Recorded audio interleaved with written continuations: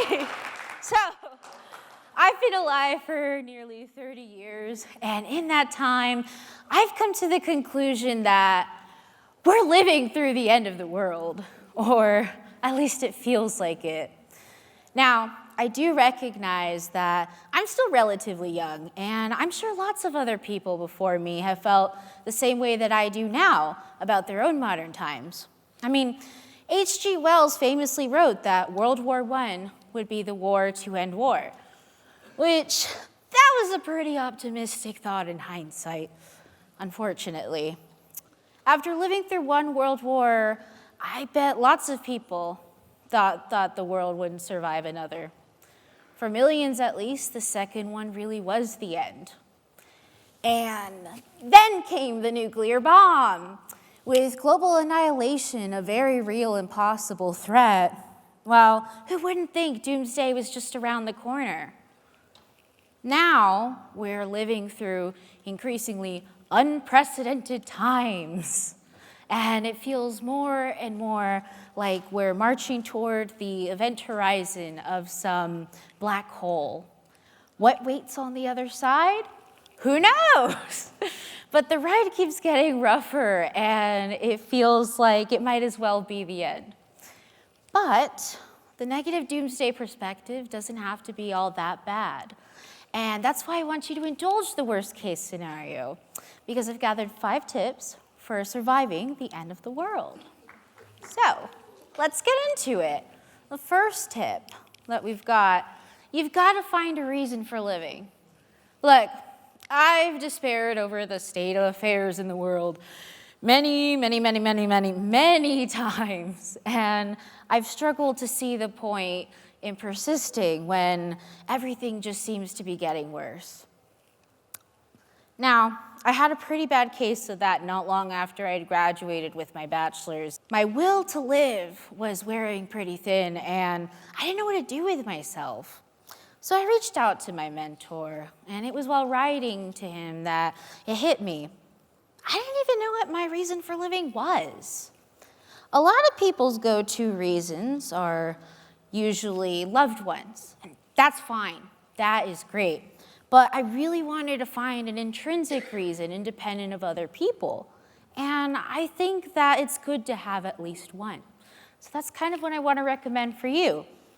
Take time to think about it. Consider, what do you like to do? Is there anything that brings you joy or keeps life interesting? Something that motivates you or that you find endlessly fascinating? Is there a time in your life where you felt most fulfilled? Now, usually you're going to find that the answer's always been there. For me, it was my love of learning and exploring. I love discovering new things and getting to know new places, and when something captivates me, I have to know everything about it. But that drive, actually, to know more is what keeps me going. So no matter what your reason is, no matter how small or whatever it may seem, hold on to that. And it can be more than one thing. What matters is that you know yourself, which brings me to my next tip. To thine own self be true. There's this Star Trek quote I really love in which Captain Jean-Luc Picard says, "If we're going to be damned, let's be damned for what we really are." And I love it because I'm of the thought that if you're going to do something, you ought to do it wholeheartedly. Now, here's the thing about the end of the world. You don't know when it's going to happen. It could happen today, it could happen tomorrow, it could happen a decade or 2 or 5 or 10 from now. Either way, you're better off making the most of the time that you do have. And I think the best way to do it is by being your most authentic self. So I'm going to reference Star Trek again. There's this Next Generation episode where the omnipotent Q gives Captain Picard a chance to fix things and avoid the bar fight that nearly took his life. And when he does take him up on it, he learns that he never became captain of the Enterprise because he failed to learn the fragility of life and he just always played it safe. In his own words, he was a dreary man and a tedious job. And he concludes, I can't live out my days as that person. That man is bereft of passion and imagination. That's not who I am. I would rather die as the man I was than live the life I just saw. And we'll go back so you can remember that. But Captain Picard's desire for authenticity is one that I think many of us can understand. I know that a lot of folks, myself included, have known the pain of loved ones showing they're unable to accept our most authentic selves. And sometimes that pain can be so bad that we struggle to connect with that self for fear of rejection. Now, I will be honest with you, I come from a very fundamentalist religious background, and being what I perceive to be a good person was really important to me. Even as far back as kindergarten, I used to feel a desperate zeal or anxiety, really, to be good enough. And the more I tried, the further I realized that I was just too far from reaching it. I just couldn't get there. And so, technically, it should have been easy for me to do a satisfactory job because I had everything laid out for me. The kinds of things I was supposed to like, the kinds of dreams I was supposed to have, and the kinds of milestones I was expected to reach. When you're raised a girl, usually you're taught these things like how to be pretty and desirable, or how to eventually fulfill the roles of mother and wife. And there's just so many unspoken expectations. And the problem was that stuff wasn't me, and I didn't want those things. The more I started paying attention to how I felt, it got really hard as I began realizing the person I was somebody my family couldn't accept. When I hit that crossroads, I realized I could carry on following my expected path and live my life as a shell of a person, but even with the risk of becoming disowned or no longer having a place to call home, I needed to follow my truth. And that truth, among other things, includes acknowledging that I'm non-binary and queer. I know that a lot of people don't get it. I know that, it might be a little weird, and that's fine. That's okay with me. If people respect my identity, awesome.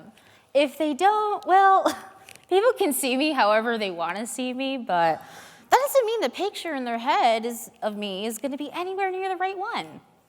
But I know me, and that's what really matters. Being open and authentic with oneself is something that requires a lot of vulnerability and even courage. So, once upon a time, the bravest thing I ever did was accept a little rainbow bracelet that the GSA at my college was handing out. I've come a long way since, a really, really, really, really long way. And what I did was, coincidentally, my next tip. Take chances. When I became a student at Arizona Western College, I used to think that getting a B would be the end of the world. So much so that I thought joining the honors program would be too risky. Never mind the fact that I was the valedictorian at my high school's graduating class. I know, it seems silly, but I really believed it, sadly. But my late mentor, Dr. Michael Miller, he saw something of value in me, and he gave me the confidence I needed to start saying yes to opportunities. So I joined the honors program at AWC. I became a writing tutor. I started working for the campus paper, and eventually the radio station there too. I even applied for the scholarship that gave me a full tuition waiver to transfer and earn my bachelor's at the state university of my choice. And that's how I ended up going to Tempe to study film and media at Arizona State. I completed an honors thesis on gender and sexuality in Star Trek. Predictable, I know, based off of what you've heard of me, right? Yeah, I couldn't resist. And I earned the most distinguishing award that I could have received as a graduate of my college and department, Dean's Medalist for the English department, and I'm so grateful for that. The real cherry on top, though, is that I never got a B.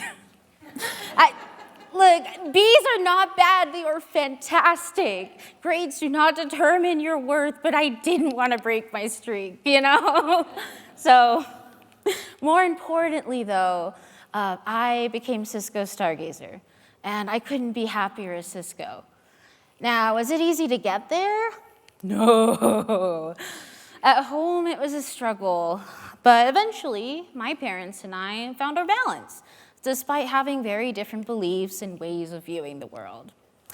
The happy ending people might be tempted to write for me is probably one where they end up fully embracing me as Sisko, but that wasn't quite my experience. They accept that I'm Sisko, but they're not really interested in knowing me as such, and maybe they don't know how. That's okay. The reason why I tell you that, though, is sometimes it's not the happiest ending you hope for, but many times it's not the worst one either. But you won't know unless you take chances. And I can tell you now, my life is far, far richer for having taken all the chances that I did. Now, when you take chances, it is perfectly normal to feel terrified or even like a failure. If maybe it's not going the way that you hoped. And that is when it's time for my fourth tip for you, which is to take pride in yourself. Taking chances isn't easy. It's brave, and that deserves recognition. In one of my favorite movies, You've Got Mail, Meg Ryan actually has to close her bookshop because of some big box competition. And her friend gives her some advice that I'd like to share with you. Her friend tells her that when she closes the store, that it is the brave thing to do. And let me put that quote for you. She tells her that you are daring to imagine that you could have a different life. Oh, I know it doesn't feel like that. You feel like a big fat failure now, but you're not. You're marching into the unknown armed with nothing. And that is, I found that really helpful. A lot of the past year for me was that, and it felt like it'd never end. I'd been offered admission to a grad program at a pretty prestigious university, I'd like to think, the University of Chicago. And I ended up having to say, not right now. It really, really sucked, and I didn't know what to do after that. I felt lost. I felt like there wasn't a place for me anymore, and even though I knew better, I felt like I was good for nothing because for the longest time I had nothing to do, and it was slowly killing me inside. And it was on those days where I was really beside myself that I really needed to recognize my efforts and how far I'd come. Because the thing is that if you let these negative thoughts snowball, you can reach a point where you are, you feel like you can't pick yourself back up. And that's why I think it is important to take pride in yourself, because what really matters is that you're still here and you're trying. Even if you feel like you're doing nothing of worth, life is challenging enough that just being here is worth celebrating. Be proud that you've made it this far. And so that brings me to the golden quote that inspired this whole talk. Because the reason why I think the risks and struggles are worthwhile is that it can get better. So let me give you that. Remember, it can always get better. That's my fifth tip for you. No matter how bad you might feel about yourself or the looming end of the world, it can get better. I'm going to reference Star Trek one last time. Yeah, and I'll share with you that in one of the movies, there's a scene where Captain Picard confronts his own clone, and he tells him, buried deep within you, beneath all the years of pain and anger, there's something that has never been nurtured, the potential to make yourself a better man. And that is what it is to be human, to make yourself more than you are. Oh yes, I know you. There was a time you looked at the stars and dreamed of what might be. And that is what I want to tell you now. No matter where you are in your life or how bleak things might seem, it can get better. You can get better. You have the potential to make yourself more than you are. I'm not saying that you're not good enough and thus need to change. No, what I'm saying is that as long as you're still around, the possibilities are endless. You are not doomed to stay the same person in the same place. I've been there where I felt like it. But if you don't want that, you don't have to. Humans were never meant to grow stale and rot. We are dynamic beings in an ever-changing universe. And we flourish when we grow. And that's how you transform and thrive. So I want to recap with you. Remember to find a reason to keep going. Find your reason. Be true to yourself. And that might be most important. Take some chances and take pride. And no matter what your circumstances are, remember that it can always get better. The world might be ending soon, but if nothing's guaranteed, why not make the most of it? Thanks.